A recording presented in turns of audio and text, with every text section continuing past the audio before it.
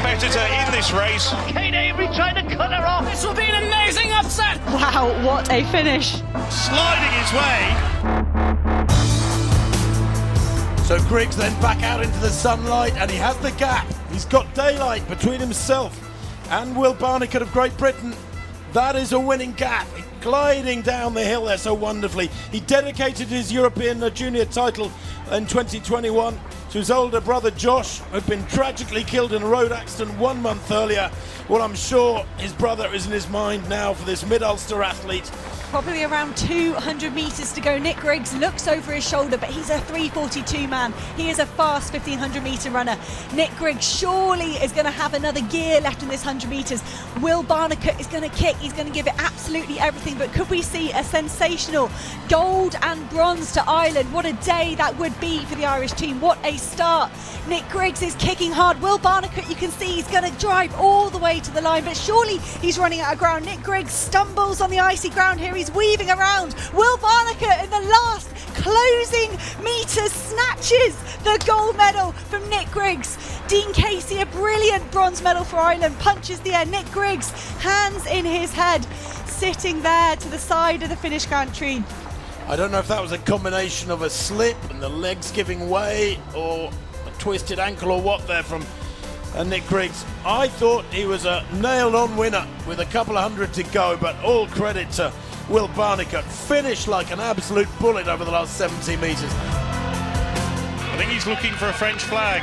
There we go. Is he going to cut? Yes, that's it. Well, he can afford to do that. 2 French flags. Yes, quite wisely looking behind. But with 50 metres to go, it's Jimmy Gressier about to successfully defend his men's under-23 title here. For the second year running, sliding his way. I'm not sure whether that was intended or not, but he does cross the line. I think he was going to go for a knee slide. And it all went horribly wrong. It didn't slide, did it? I hope he's got a sense of humour. Another effort from Kate Avery. One last little look up this hill, and when they get up this little rise, that's pretty much it. And once more Gemma Steele responds. They'll come round the bend, and the finishing straight will loom ahead of them. They'll see the tents. They'll know that there's just a couple of 100 metres to go, and this time Kate Avery not able to elbow Gemma Steele out, but there once again she goes to the front. This is great from the two of them.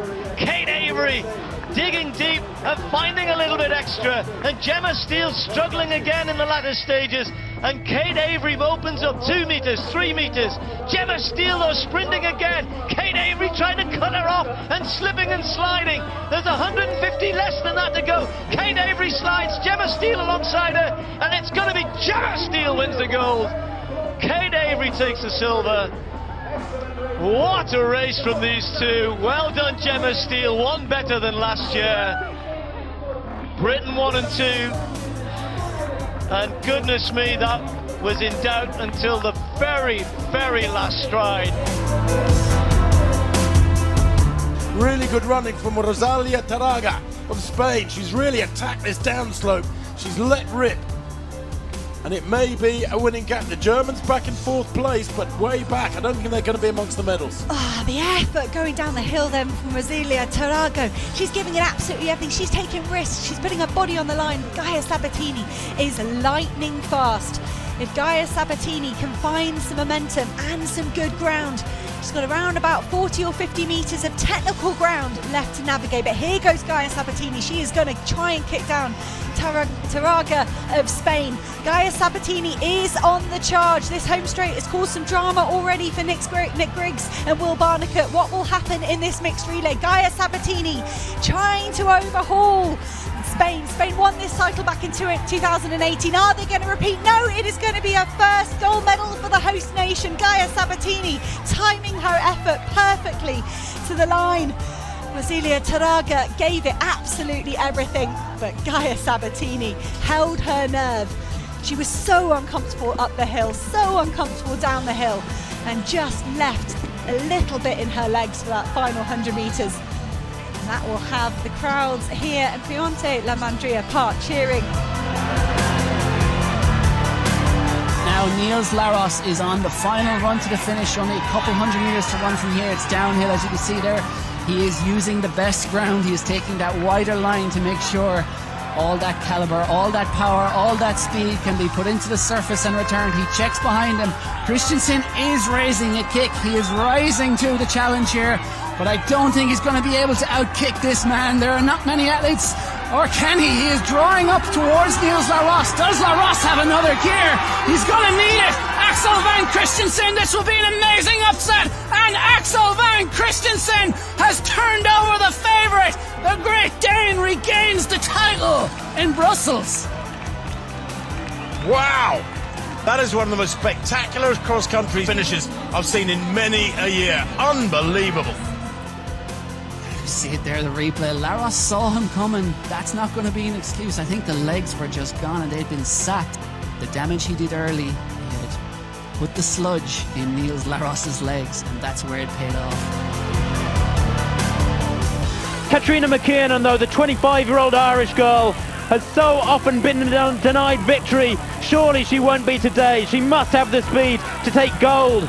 But here comes the Spaniard as the line approaches. Vaquero is desperate to take gold, as did Abel Anton over 10,000 metres this summer in Helsinki. The Spaniards had a marvellous European Championships in the men's distance running events, and McKiernan working very, very hard in what is virtually a sprint event for these women. Less than 15 minutes on the clock. McKiernan hanging onto the line. Vaquero, it is for Spain in second place, and it does look as though McKiernan's going to take European Championships cross-country gold, and she does.